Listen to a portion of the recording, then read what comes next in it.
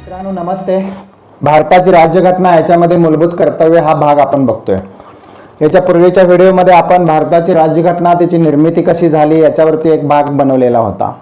घटना, त्याची सरनामा, त्याच्यानंतर भाग, कलमे, परिशिष्ट याच्यावरती एक व्हिडिओ बनवलेला होता आणि त्याच्यानंतर घटनेतील मूलभूत अधिकार याच्यावरती एक व्हिडिओ बनवलेला होता. आज आपण भारताची राज्यघटना मूलभूत कर्तव्यांच्या बाबतीमध्ये आजचं लेक्चर घेत आहोत.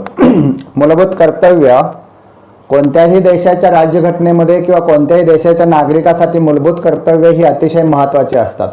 घटना आपल्याला हक्क देते, घटना आपल्याला मार्गदर्शक तत्वानुसार शासनाला राज्यकारभार करायला बाध्य करते, भाग पाडते आणि मग नागरिकांची भूमिका इथे निर्माण होते की नागरिकांनी देशासाठी काय करायला पाहिजे किंवा नागरिकांची देशाप्रती काय भावना असायला पाहिजे, नागरिकांनी देशासाठी देशसेवेसाठी कोणत्या गोष्टी करायला हव्यात या सगळ्याचं समावेश मूलभूत कर्तव्यामध्ये केलेला आपल्याला दिसून येतो. स्वर्णसिंग समितीनं शिफारशी केल्याप्रमाणे 1976 मध्ये 42व्या घटना दुरुस्तीनं मूलभूत कर्तव्यांचा समावेश कलम 51 मध्ये आणि घटनेच्या भाग 4 मध्ये घेतलेला किंवा समाविष्ट केलेला आपल्याला दिसून येतो. मूलभूत कर्तव्याची गरज का भासते?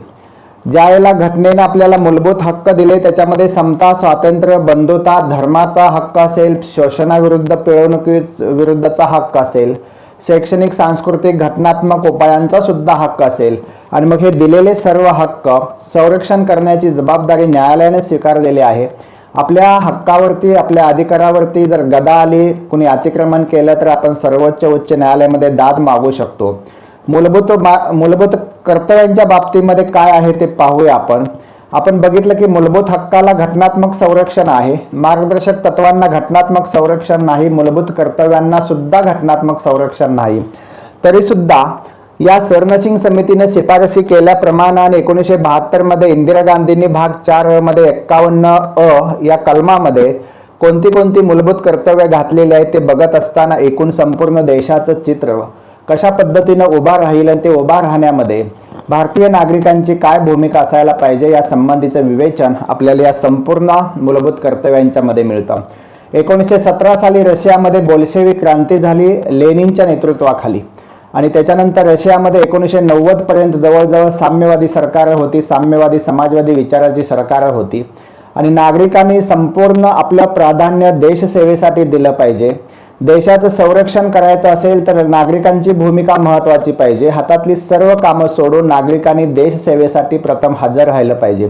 इस्रायल नावाचा देश आपल्याला माहिती असेल. इस्रायलमध्ये जो शेतकरी शेतामध्ये काम करतो तोच शेतकरी हातातलं काम सोडून देशाच्या संरक्षणासाठी, देशावरती कुणी हल्ला केला, देशाकडे कुणी वाकड्या नजरेनं बघितलं तर तो लगेच तयार होतो. म्हणजेच देशसेवा हे अंगी भिनलेलं लोकांच्या असायला पाहिजे. देशाचं संरक्षण याला प्राथमिक कर्तव्य लोकांनी दिलं पाहिजे आणि म्हणून देशातील सर्व लोकांचा सहभाग या देशसेवेशी किंवा आपल्या देशाच्या विकासासाठी जेवढं काय आवश्यक आहे, संरक्षणासाठी जेवढ्या स्टेप्स आवश्यक आहेत त्या सगळ्यांच्यामध्ये आपला सहभाग असायला हवा. 1976 सालीच का गरज पडली असंही कोणी विचारू शकेल. तर 1976 म्हणजे 75ला आणीबाणी आलेली होती आणि आणीबाणीमध्ये नागरिकांनी कोणती भूमिका घ्यायला पाहिजे, नागरिकांची काय कर्तव्य असायला पाहिजेत या संबंधीचं विवेचन त्यावेळेला झालेलं होतं आणि स्वर्णसिंग समितीच्या शिफारशी त्यावेळेला आपण राज्यघटनेमध्ये समाविष्ट केल्या. सर्वात मोठी राज्यघटना तर आपली आहेच, पण सर्वात मोठी घटना दुरुस्ती 1976 साली 42वी घटना दुरुस्ती झालेली होती आणि या शिफारशी आपण त्याच्यामध्ये समाविष्ट. पूर्वी 10 मूलभूत कर्तव्यांची संख्या 10 होती. 1986ला 6 ते 14 वयोगटातील पाल्यांना शिक्षण देणं ही पालकांची जबाबदारी किंवा कर्तव्य आहे असं म्हणून त्याच्यामध्ये 1986ला 11वं कर्तव्य त्याच्यामध्ये समाविष्ट केलेलं आपल्याला दिसून येतो. आता एक मूलभूत कर्तव्य जी 11 आहेत त्या 11 मूलभूत कर्तव्य कोणती आहेत तेही आपण पाहूया. बऱ्याच तज्ज्ञांनी त्याच्यावरती टीका केलेली आहे पण त्याचा उल्लेख आपण नंतर बघूया. पहिलं कर्तव्य आहे नागरिकांचं की राज्यघटना, राष्ट्रध्वज, राष्ट्रगीत याला सन्मान द्यायला पाहिजे. का सन्मान द्यायला पाहिजे तर ते नागरिकाचं पहिलं कर्तव्य आहे, प्रथम कर्तव्य आहे. राज्यघटनेनुसार देशाचा कारभार चालतो.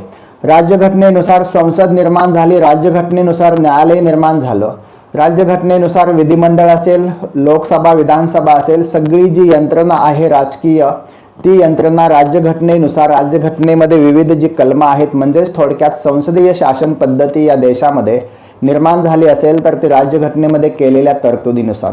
आणि म्हणून लोकशाहीचा जनक जरी इंग्लंड असला तरी भारतात सर्वात मोठी जगातील लोकशाही म्हणून पाहिलं जातं, सर्वात मोठा लोकशाही देश म्हणून पाहिलं जातं. आणि त्या लोकशाही देशाची घटना ही राज्यघटना जगातली सर्वात मोठी राज्यघटना आहे.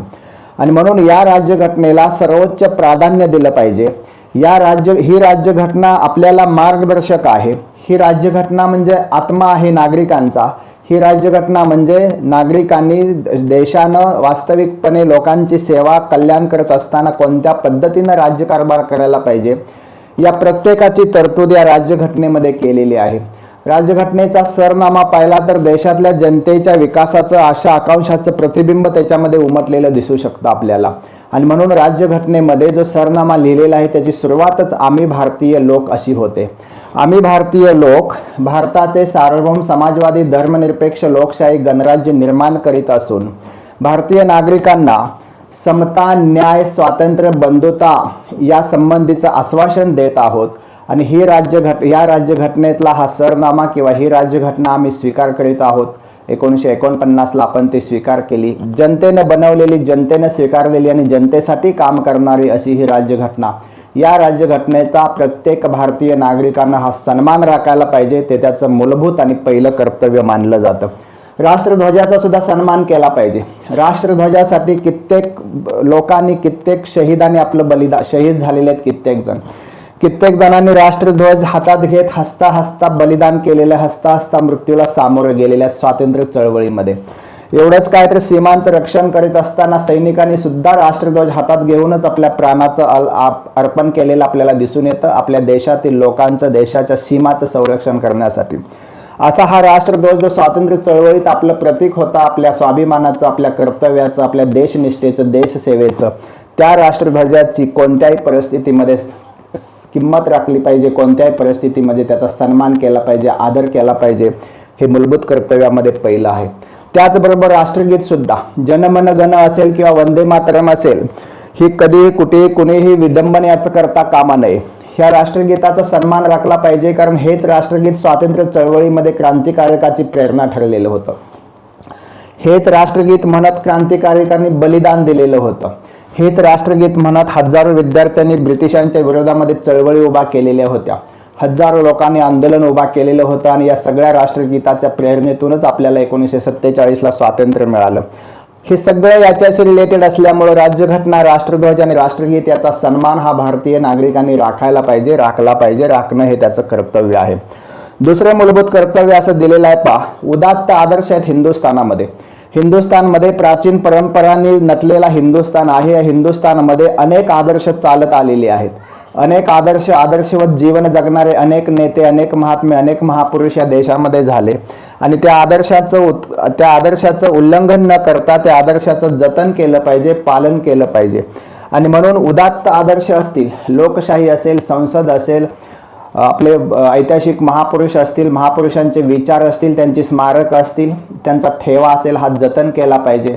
कारण या जतन करण्यामधूनच भारताची प्राचीन असेल संस्कृती, मध्ययुगीन संस्कृती असेल, ह्या सगळ्या संस्कृतीचा ठेवा पुढच्या पिढीला आपण देऊ शकतो. आणि म्हणून उदात्त आदर्श यांचं जतन आणि पालन करणं हे नागरिकाचं दुसरं कर्तव्य म्हणून राज्यघटनेमध्ये मूलभूत कर्तव्यामध्ये समाविष्ट केलेलं आहे. तिसरं, सार्वभौम एकात्मता आणि एकता याला प्राधान्य दिलं पाहिजे. सार्वभौम हे लोकांना लक्षात आलं पाहिजे. लोक सार्वभौम आहेत म्हणजेच देश सार्वभौम आहे, जनता सार्वभौम आहे. सार्वभौम आहे म्हणजे आपलं राज्य आपल्या प्रतिनिधी मार्फत आपण करतो. प्रतिनिधी चुकले तर त्यांना बदलण्याचा, त्यांना पदावरून काढण्याचा हक्क घटनेने आपल्याला दिलेला आहे. या देशावरती दुसऱ्या कोणाचीही सत्ता नाही, दुसऱ्या कोणत्याही देशाची, कोणत्याही माणसाची, कोणत्याही व्यक्तिगत कुणाचीही सत्ता या देशावरती भारत सोडून दुसऱ्या कुणाची याच्यावरती सत्ता नाही.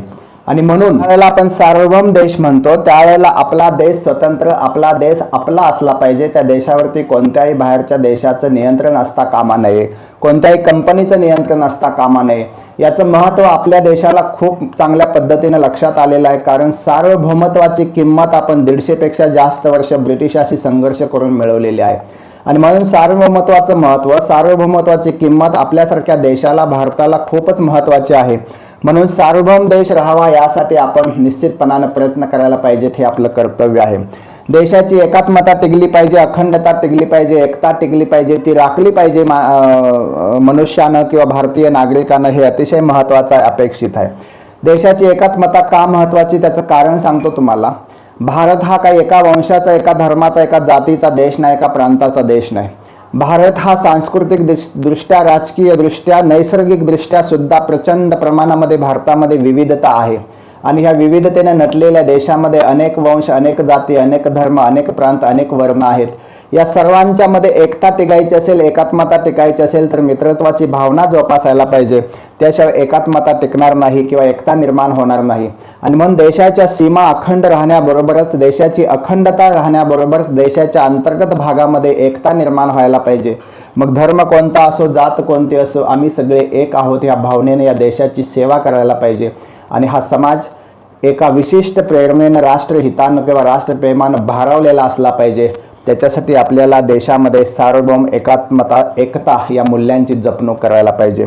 देशाचं संरक्षण म्हणजे देशसेवा हे चौथं मूलभूत कर्तव्य आहे. मी मगाशी सांगितलं, इस्रायल सारखा देश असो, रशिया सारखा देश असो, देश छोटा असो, मोठा असो, श्रीमंत असो, गरीब असो, देशाचं पहिलं कर्तव्य असायला पाहिजे आपल्या देशाचं संरक्षण करणे.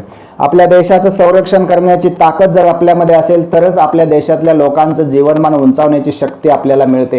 आपल्या देशात जो विकास चालू आहे त्या विकासाला संरक्षण मिळतं आणि देशातील जनता निर्भयपणे विकासामध्ये सामील होऊ शकते जर देशाचं संरक्षण आणि देशाच्या सीमा सुरक्षित असतील तर.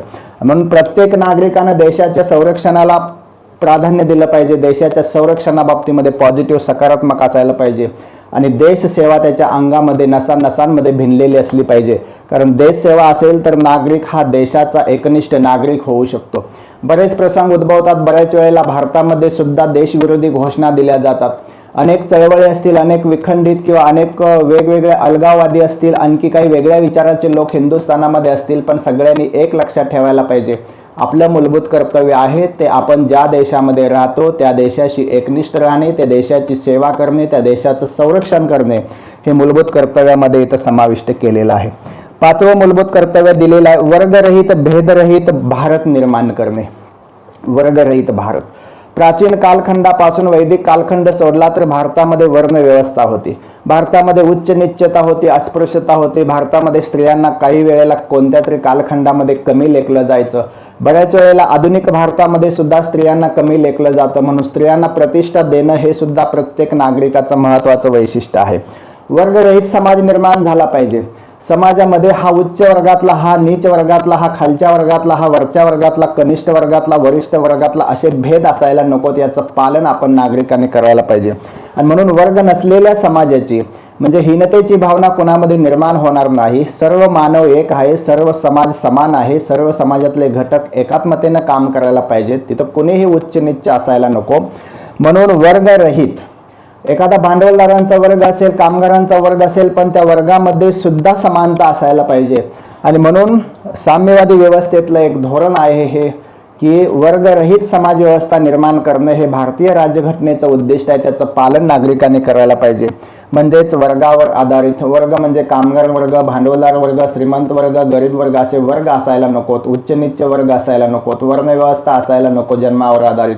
आणि मग अशा पद्धतीनं हे सर्व नसलेले समाज एकच आहे ही भावना निर्माण करणारी वर्गरहित समाज व्यवस्था आपल्याला निर्माण करणं हे प्रत्येक नागरिकाचं कर्तव्य आहे. भेदरहित भारत मी आत्ता सांगितलं, स्त्री पुरुष भेद नसायला पाहिजे.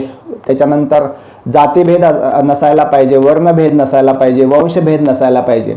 भेद नसलेला, कमी जास्तपणा नसलेला, वर्गरहित, भेदरहित, जातीरहित, धर्मरहित हा सगळा देश आपला असायला पाहिजे. जरी धर्म असले आपापले तर प्रत्येक धर्म हा प्रत्येकाची वैयक्तिक बाब आहे.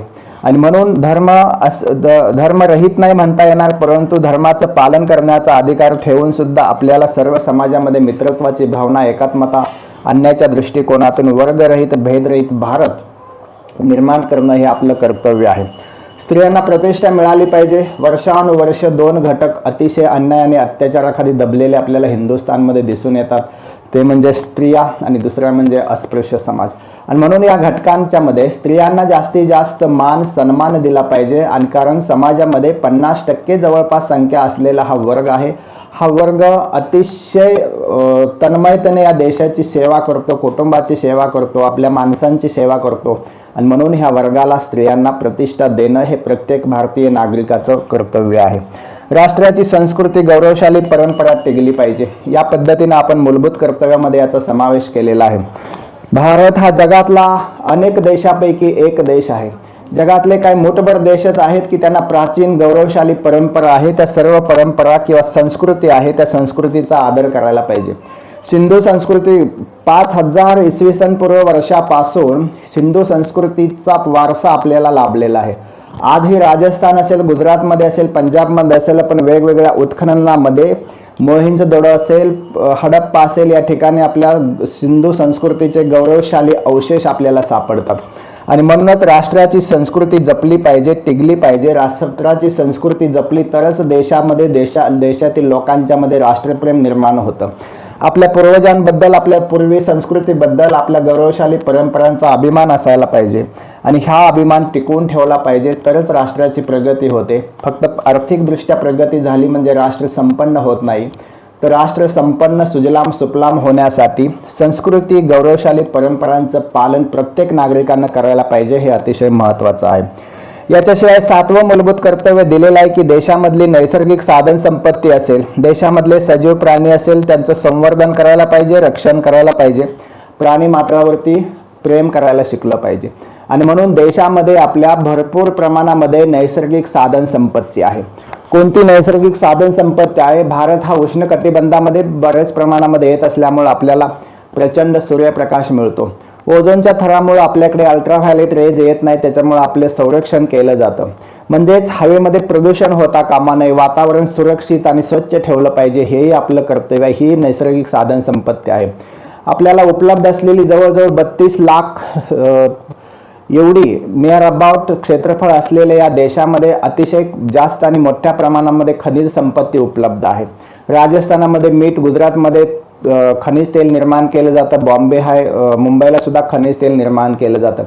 महाराष्ट्रामध्ये बॉक्साईट आढळतं, अभ्रक आढळतं, बिहारमध्ये लोहाच्या खाणी आहेत, तामिळनाडू असेल, कर्नाटक असेल, केरळ असेल, प्रत्येक ठिकाणी अगदी जम्मू काश्मीर, अरुणाचल प्रदेश असेल, पंजाब, हरियाणा असेल, खनिज संपत्तीने समृद्ध असलेला हा संपूर्ण भाग, ही नैसर्गिक देणगी देशाला आपल्या लाभलेली आहे. या सगळ्या नैसर्गिक देणगीचं आपल्याला भारतीयांच्या विकासासाठी संवर्धन करायला पाहिजे, जतन करायला पाहिजे. नैसर्गिक वने असतील, नैसर्गिक धरणे असतील, नैसर्गिक आणखी काही धबधबे असतील, नैसर्गिक जेवढं काही या देशामध्ये आहे, निसर्गानं आपल्याला दिलेलं आहे, त्याच्या संपत्तीचं रक्षण आणि संवर्धन करणं हे आपलं कर्तव्य मानलं पाहिजे आपण. सजीव प्राणी मात्रांची संख्या, मध्यंतरी चर्चेला आलेला मुद्दा, वाघांची संख्या कमी होते कारण वाघांची शिकार होते आणि म्हणून प्रत्येक प्राणी मात्राचं संरक्षण केलं पाहिजे, त्याच्यावरती दया दाखवली पाहिजे.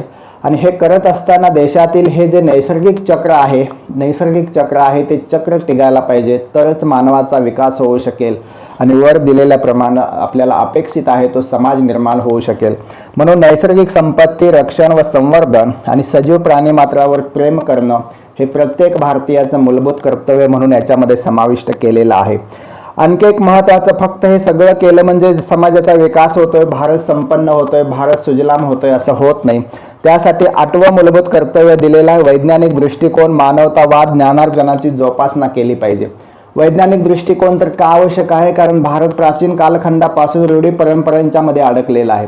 जेवढं नुकसान या देशाचं परकीय आक्रमकांनी केलं नसेल, जेवढं नुकसान या देशाचं परकीय हमलावरांनी केलं नसेल, ब्रिटिशांनी केलं नसेल, तेवढं नुकसान आपण आपलंच केलेलं आहे. अंधश्रद्धा, रूढी परंपरा की ज्याच्यापासून समाजाला खूप मोठा धोका आहे, नुकसान आहे. आणि म्हणून वैज्ञानिक दृष्टिकोन अवलंबायला पाहिजे. ज्या रूढी घातक आहेत, अर्थात सतीची चाल पहिली होती, सतीची चाल राजाराम मोहन राय यांनी बंद केली लॉर्ड बेंटिंगच्या मदतीने. तर अशा पद्धतीच्या काही वाईट परंपरा आजही अनेक ठिकाणी अंधश्रद्धेच्या आहारी जाऊन अनेक लोकांचं नुकसान होतं. बळी देणं, लहान मुलांचा, माणसांचा, मुलींचा, महिलांचा, अशासारख्या काही क्रूर घातक प्रवृत्ती आहेत या देशामध्ये. आणि म्हणून याच्यापासून आपण बाजूला राहिलं पाहिजे. हा समाज विज्ञाननिष्ठ व्हायला पाहिजे. जेव्हा केव्हा एखादी घटना घडते त्या घटनेला कारक आणि कार्य असतं, परिणाम असतो आणि म्हणून त्या कारणाचा शोध घ्यायला शिकलं पाहिजे. याच्यामधून वैज्ञानिक प्रगती निर्माण होते. पाऊस पडत नसेल तर का पडत नाही याचं वैज्ञानिक दृष्टिकोनातून विश्लेषण केलं पाहिजे. पाऊस पडत नाही म्हणून कुठल्या अंधश्रद्धा, कुठल्या रूढी परंपरा बाळगायच्या आणि त्याच्यावरून काहीतरी कृती घडवायची अशा पद्धतीचा दृष्टिकोन आपल्याला नको. तर वैज्ञानिक दृष्टिकोन, सायंटिफिक ॲटिट्यूड आपला असायला पाहिजे, याचाही उल्लेख आपण याच्यामध्ये केलेला आहे. मानवतावाद याचा उल्लेख आपण मूलभूत कर्तव्यामध्ये केलेला आहे. हा सगळ्यात मोठा प्रश्न असेल तर आपण बातम्या बघतो, न्यूज बघतो, याच्यामध्ये आपल्याला दिसतं की अमुक ठिकाणी या ठिकाणी या देशामध्ये अनेक लोकांना गोळीबारानं किंवा दंगलीमध्ये असं मृत्युमुखी पडलेल्याच्या बातम्या वाचतो आपण. अनेक दहशतवादी संघटना असतील, निरपराधांना कंठस्नान घालणाऱ्या ह्या संघटना वेगवेगळ्या ठिकाणी आपण पाहतो. मानवतावाद या देशामध्ये किंवा या जगामध्ये शिल्लक आहे का नाही अशी अवस्था आहे. म्हणून देशामध्ये समाजामध्ये लोकांच्या मध्ये मानवतावादाची निर्मिती व्हायला पाहिजे आणि फक्त निर्मिती नाही तर त्याचा विकास व्हायला पाहिजे. अशा पद्धतीने आपण मानवतावादाची जोपासना करायला पाहिजे. याच्याशिवाय ज्ञानार्जन, ज्ञान हे घेतलं पाहिजे. माहिती आहे आपल्याला, कित्येक वर्षापासून आपल्या देशामध्ये विशिष्ट घटकाला ज्ञानार्जनापासून दूर ठेवलेलं होतं. ज्ञानार्जन हा सर्वांचा मूलभूत हक्क आहे. अगदी महात्मा फुलेंनी सांगितल्याप्रमाणे की ज्ञानार्जनाशिवाय विकास नाही आणि विकासाशिवाय देश समृद्ध होत नाही. म्हणून ज्ञान घेणं हा प्रत्येकाचा मूलभूत हक्क आहे आणि ज्ञान घेण्यापासून कुणीही कुणाला अडवू शकत नाही. तो काळ आता राहिलेला नाही आणि म्हणून ज्ञानार्जनासंबंधी सर्वांनी सजग आणि जागृत राहिलं पाहिजे. ज्या मुलांना, लहान मुलांना ज्ञानार्जनापासून बाजूला राहावं लागतं त्यांच्यासाठी आपण काही कर्तव्य करण्याची भूमिका निश्चितपणाने घेतली पाहिजे. अशा पद्धतीचं मूलभूत कर्तव्य क्रमांक 8 मध्ये लिहिलेलं आहे. 9 मध्ये सार्वजनिक मालमत्तांचं रक्षण करायला पाहिजे. हे मूलभूत कर्तव्य आहे आपलं, पण आज ते अंमलात आणताना दिसतं का आपल्याला? साधं आंदोलन असेल, मोर्चा असेल, एसट्यांची नासधूस केली जाते, सार्वजनिक मालमत्तेचं नुकसान केलं जातं आणि त्याच्याबद्दल अभिमान बाळगला जातो. हे चुकीचं आहे आणि म्हणून सार्वजनिक मालमत्ता ही भारतीय नागरिकांची मालमत्ता आहे, आपली मालमत्ता आहे. आपण देत असलेल्या कराच्या पैशातून, आपण भरत असलेल्या महसुलाच्या पैशातून, आपण शासनाला भरत असलेला टॅक्स असेल, त्या टॅक्सच्या माध्यमातून ह्या सार्वजनिक मालमत्तांची निर्मिती होत असते. याचं जर मालमत्तेचं नुकसान केलं तर हे आपलं स्वतःचं नुकसान आहे, ही भूमिका आपली पाहिजे आणि म्हणून ते भान ठेवून आपण सार्वजनिक मालमत्तेचं रक्षण करायला पाहिजे. कलम 10 दिलेलं आहे, मूलभूत कर्तव्यामध्ये 10वं जे मूलभूत कर्तव्य दिलेलं आहे ते राष्ट्र प्रगतीसाठी व्यक्तिगत व सामुदायिक उत्कर्ष साधला पाहिजे. व्यक्तिगत उत्कर्ष साधतात देशामध्ये, त्याच्यामध्ये काही चूक आहे असं नाही, पण व्यक्तिगत उत्कर्ष साधत असताना समाजातल्या बहुतांश घटकांना आपण विकासामध्ये सामील करून घेतलं पाहिजे. देश आपला आजच्या परिस्थितीमध्ये जर पाहिलं आपण तर संपत्तीचं असमान वितरण दिसतं. देशामध्ये आज पाहिलं तर श्रीमंत होत जातो, गरीब होत जातो हे दिसतं. आज परिस्थिती पाहिली आपण तर या देशामध्ये, जगामध्ये जेवढे श्रीमंत लोक आहेत त्याच्यामधले भारतातल्या बऱ्याच लोकांचा समावेश होतो आणि म्हणून हे होत असताना भारतातला बहुतांश भागाचा विकास झाला पाहिजे. संपूर्ण समाज विकासाच्या प्रक्रियेमध्ये सामील झाला पाहिजे आणि जवळजवळ 95% लोकांच्याकडे केवळ 5% संपत्ती आणि 5% लोकांच्याकडे 95% संपत्ती असते. अशा पद्धतीचं असमान वितरण होत असेल तर भारत कधीही सुपर पॉवर होणार नाही आणि म्हणून संपत्तीचं समान वितरण व्हायला पाहिजे. संपत्तीचं समान वितरण होत असताना विकासाच्या या प्रक्रियेमध्ये सर्वांना सामावून घेतलं पाहिजे, तेव्हाच राष्ट्राची प्रगती होऊ शकते. म्हणजे 2 गोष्टी आपण पाळायला पाहिजेत, कर्तव्य करायला पाहिजे, व्यक्तिगत आणि सामुदायिक उत्कर्ष साधायला पाहिजे. 11 मध्ये त्यांनी दिलेलं आहे 6 ते 14 वयोगटामध्ये शिक्षण देणं हे पालकांचं कर्तव्य आहे. बरोबर आहे, पालकांचं कर्तव्यच आहे. 6 ते 14 वयोगटातील प्रत्येक मुलीला शिक्षण मिळालं पाहिजे, मोफत मिळालं पाहिजे, सक्तीनं शिक्षण घ्यायला लावलं पाहिजे आणि म्हणून हे 86व्या घटना दुरुस्तीनुसार आपण हे याच्यामध्ये 11वं मूलभूत कर्तव्य जोडलेलं दिसून येतं. ज्या वेळेला 6 ते 14 वयोगटातील मुलांना शिक्षण मिळेल त्याच वेळेला पुढची पिढी जी तयार होणार आहे ती जागृत आणि समजदार असणार आहे याच्यामध्ये आणि म्हणून देशाविषयी चांगली भूमिका, देशाविषयी देशप्रेम हे 6 ते 14 वयोगटातील मुलांना शिक्षण देण्यामुळं साक्षरतेचं प्रमाण वाढणार आहे, शिक्षणातून विकास साधणार आहे. म्हणून हे 11वं याच्यामध्ये कर्तव्य जोडलेलं दिसून येतो. मित्रांनो, मी तुम्हाला 1, 2 अशी जवळजवळ 11 कर्तव्य सांगितलेले आहेत. ही 11 कर्तव्य आपण रशियन राज्यघटनेकडून घेतलेले आहेत आणि मग ही घेतलेली असताना मूलभूत कर्तव्यांना आपण थोडंसं दुर्लक्षित करतो.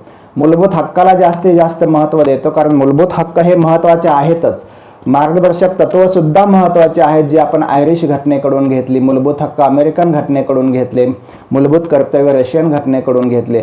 आणि म्हणून याच्यामध्ये कमी जास्त मूलभूत हक्क जेवढे महत्त्वाचे आहेत तेवढीच मूलभूत कर्तव्य महत्त्वाचे आहेत. कारण हक्क म्हणलं की माणूस पुढे धावतो आणि कर्तव्य म्हणलं की माणूस पाठीमागं वळतो. अशा पद्धतीची भूमिका न ठेवता जेवढा आपण मूलभूत हक्कासाठी मूलभूत अधिकारासाठी भांडतोय तेवढंच अवेअरनेस आपल्यामध्ये मूलभूत कर्तव्यांच्या बाबतीमध्ये असायला पाहिजे. कुणीही त्याचं उल्लंघन करू नये, तंतोतंत पालन करायला पाहिजे.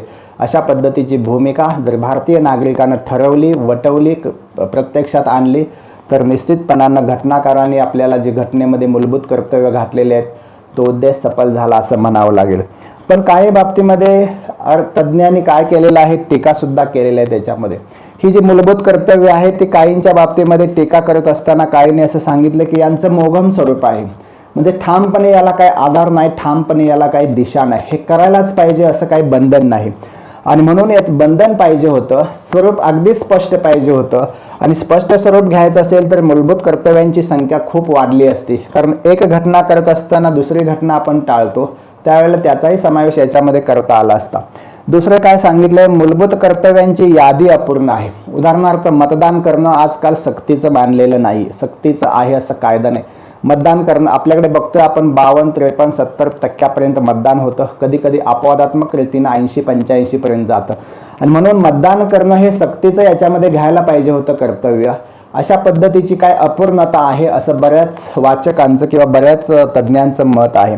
आणीबाणीमध्ये मूलभूत कर्तव्यांचं काय, तुम्ही आणीबाणी आली देशाच्या विकासासाठी असेल तर ठीक आहे, पण आणीबाणी जेव्हा जेव्हा डिक्लेअर होईल तेव्हा तेव्हा मूलभूत हक्क बाधित होतात, मूलभूत हक्कावरती नियंत्रण येतं, पण मूलभूत कर्तव्यावरचं काय त्याचं विश्लेषण याच्यामध्ये केलेलं दिसत नाही.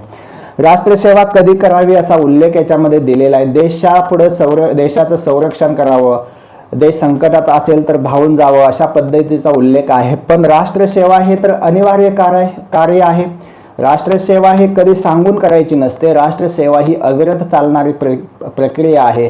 म्हणून राष्ट्रसेवेबद्दलचा उल्लेख इथं आपण ज्या वेळेला दिलेला आहे की देशाचं संरक्षण करायला पाहिजे, देश संकटात असेल तेव्हा धावून जायला पाहिजे, हे तर जायलाच पाहिजे. पण राष्ट्रसेवा फक्त देश संकटात असेल तेव्हा नको आहे, तर 24 तास म्हणजेच देशाच्या प्रती राष्ट्रनिष्ठा तर असायला पाहिजेच, पण देशसेवा आपल्या रक्तामध्ये असायला पाहिजे, देशसेवा आपल्या नसानसामध्ये असायला पाहिजे.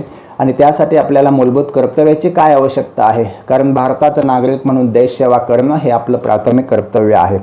अशा पद्धतीनं जरी टीका केली असली तरी नागरिकांना एक सकारात्मक दिशा देण्याचं काम मूलभूत कर्तव्याने केलेलं आपल्याला दिसून येतं. आणि म्हणून मूलभूत कर्तव्य भारताच्या राज्यघटनेमध्ये अतिशय महत्त्वाचे आहेत.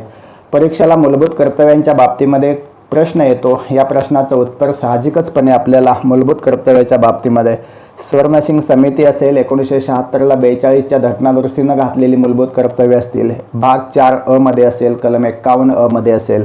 आणि मग कोणत्या क्रमांकावर कोणता आहे याच्यापेक्षाही कोणकोणती मूलभूत कर्तव्य आहेत, त्याच्यावर टीका का होऊ शकते, त्याचा सकारात्मक परिणाम काय देशामध्ये झालेला आहे वगैरे हे आपण पाहिलेलं आहे. मला वाटतं चांगल्या पद्धतीनं तुम्हाला समजलं असेल. असेच आमचे व्हिडिओ बघत चला. धन्यवाद. जय हिंद, जय महाराष्ट्र.